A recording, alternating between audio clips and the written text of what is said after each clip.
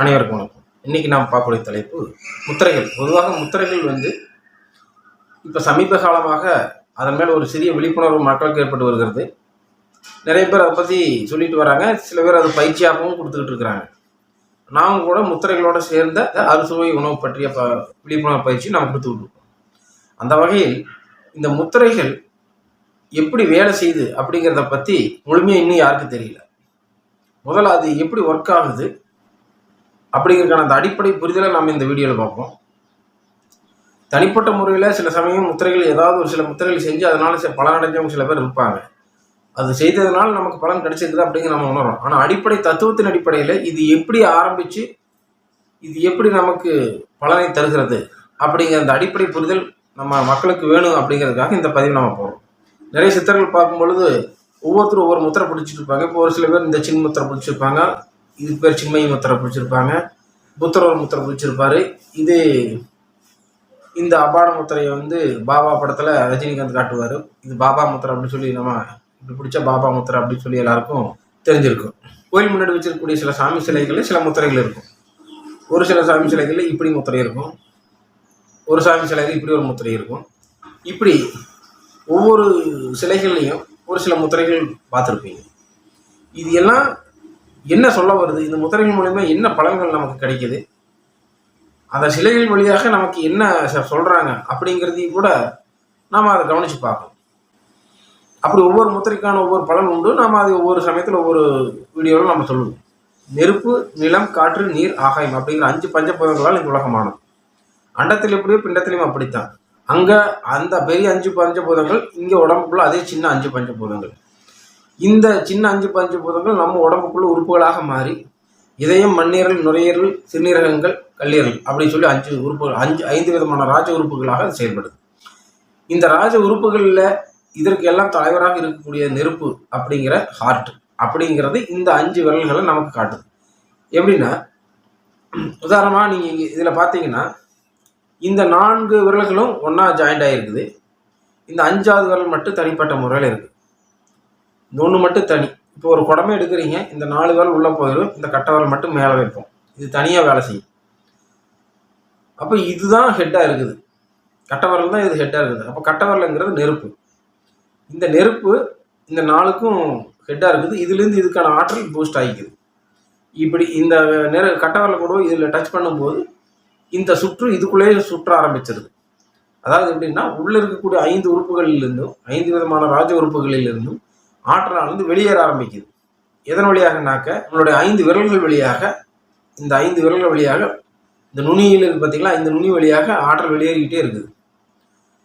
உள்ளிருந்து வெளியே போகிறத அப்படியே சுற்றி திருப்பி அதை உள்ளே விடும் பொழுது ஆற்றல் அதிகரிக்க ஆரம்பிக்குது. வெளியே வீணாக போகக்கூடிய ஆற்றல் எந்தெந்த உறுப்புகளிலிருந்து எந்தெந்த விதமான பஞ்சபூதங்களிலிருந்து ஆற்றல் வெளியே இருக்கிறதோ அந்த இரண்டையும் கனெக்ட் பண்ணி அதை திருப்பி உள்ள ஒரு சர்க்கிள் மாதிரி சுற்ற விடுறோம். இதுதான் நடக்குது, வெளியே போகலாம். அப்போ அதுக்கு எல்லாத்துக்கும் ஹெட்டாக இருக்கக்கூடிய இந்த கட்டவரல் குழந்தை பிறக்கும் பொழுது, இதுக்கு பேர் ஆதி முத்திரைன்னு சொல்லுவோம். இந்த கட்டவரலை உள்ளே வச்சு இப்படி லாக் பண்ணியாச்சுனாக்க இதுக்கு பேர் ஆதி முத்திரை. இந்த முத்திரை குழந்தை பிறக்கும்போது பார்த்தீங்கன்னா இந்த 2 கைகளும் இப்படி வச்சு தான் பிறக்கும். இந்த கட்டவரல் வெளியே வந்ததுக்கப்புறம் இந்த ஹெட்டு செயல்பட ஆரம்பித்ததுக்கப்புறம் அது தனிப்பட்ட முறையில் அந்த குழந்தை செயல்பட ஆரம்பிக்கும். அதற்கு முன்னாடி ஹெட்டு உள்ளே வச்சு மீதியெல்லாம் 4 புதங்களை லாக் பண்ணி வச்சுருக்காங்க. உதாரணத்துக்கு நம்ம இது இந்த ஆற்றல் வெளியேறுதா அப்படிங்கிறத நம்ம சொல்கிறோம்.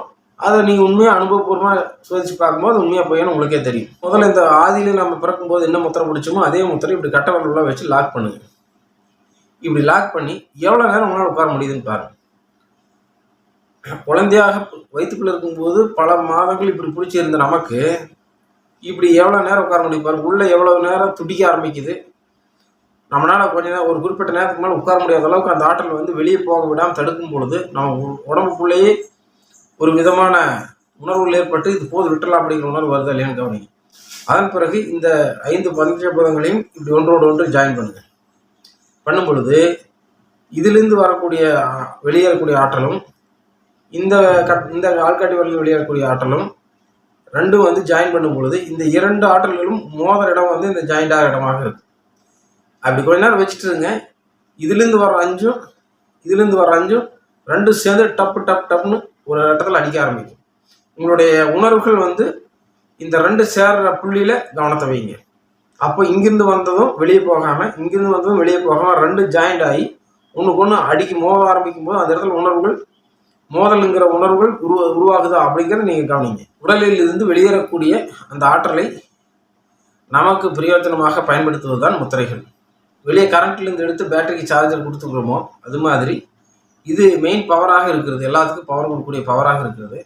இந்த பவர்லேருந்து நம்ம இதை கனெக்ட் பண்ணும் பொழுது காற்றுக்கு ஆற்றல் உருவாகிறது, இதை கனெக்ட் பண்ணும்போது ஆகாயத்துக்கு ஆற்றல் உருவாகிறது, இதை கனெக்ட் பண்ணும்போது நிலத்துக்கு ஆற்றல் உருவாகிறது, இதை கனெக்ட் பண்ணும்போது நீருக்கு ஆற்றல் உருவாகிறது. அப்போ நம்ம எந்த பூதங்களோடு இதை நம்ம கனெக்ட் பண்ணுறோமோ அது சார்ஜர் ஏறிக்கும் அப்படிங்கிறது உண்மையாக இருக்கிறது. இறைவன் கருணை உள்ளவர் அப்படிங்கிறது உண்மையாக இருக்கும் பட்சத்தில் தெரிந்தோ அறியாமலோ தெரிந்தோ தெரியாமலோ தவறுகள் செய்து அதனால் உருவாக்கக்கூடிய கர்மத்தின் அடிப்படையில் உருவாக்கக்கூடிய நோய்கள் இது விடுவதற்கு அந்த கருணை உள்ளவர் நிச்சயமாக இலவசமாக ஒரு விஷயத்தை கொடுத்திருக்க வேண்டும். அதுதான் முத்திரைகள். அதை அவரவர்களே செய்து பயன்படுத்திக் கொள்ளலாம். இறைவன் நம் கருணை உள்ளவராக இருந்து இந்த முத்திரைகளை கொடுத்திருக்கிறார். இதை அடிப்படையில் நாம் புரிந்து கொண்டு உங்களுடைய ஆத்மார்த்தமாக, உள்ளுணர்வாக, அனுபவமாக உணர்ந்து பாருங்கள். இது உண்மையா பொய்யா, அதனுடைய விளைவுகள் என்ன ஆகிறது, அதனால் மனமாற்றம் என்ன நடக்கிறது, உடல் மாற்றம் என்ன நடக்கிறது, பிரச்சனைகள் எப்படி தீர்க்கிறது என்பதை உங்களுடைய அனுபவத்தின் வழியாக உணர்ந்து நீங்களும் பின்பற்றி மற்றவருக்கும் வழிகாட்டுங்கள். உடலை பற்றி தெரிந்து கொள்ளுங்கள், மனதை பற்றி புரிந்து கொள்ளுங்கள். உடலில் ஆரோக்கியமாகவும் மனதில் நிம்மதியாகவும்